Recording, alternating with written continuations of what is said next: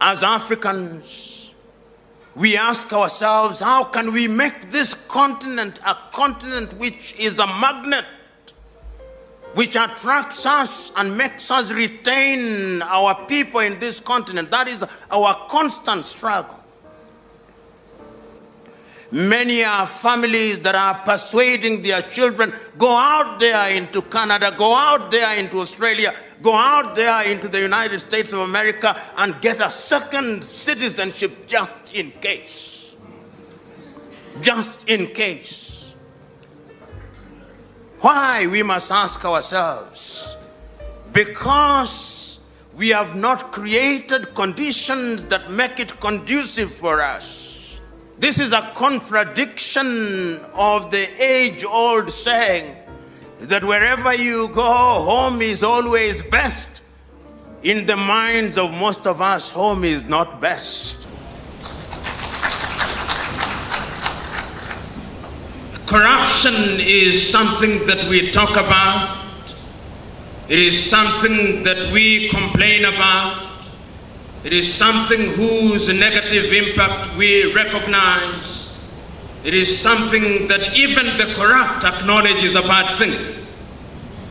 But the irony and the tragedy at once is that those who engage in corruption love it. The tragedy at once is that those of us who do not engage in it directly accommodate it. Our levels of tolerance for corruption in Africa is amazing. A long time ago, a great Greek philosopher said that it is in the nature of man to hang the small thieves and to elect the great ones into public office. We do that in Uganda. We do that in Kenya.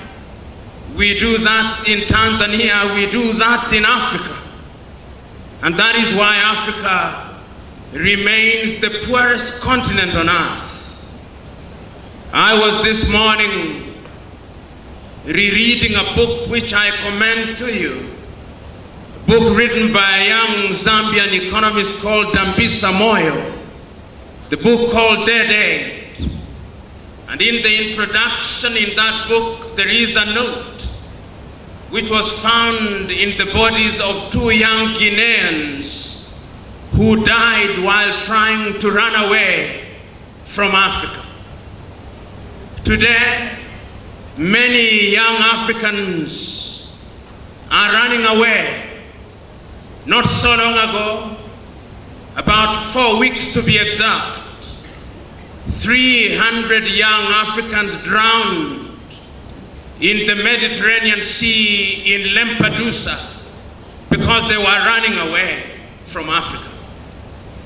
Not so long ago, about 3 weeks to be exact, another group of young Africans drowned next to the island of Malta because they were running away from Africa. When you look at Africa today, whether you are looking at Uganda, Kenya, Tanzania, Nigeria, or indeed any country in Africa, our richest men and women are the men and women who occupy public office. We live in a continent where we celebrate thieves and vilify good men and women. That is the tragedy of Africa.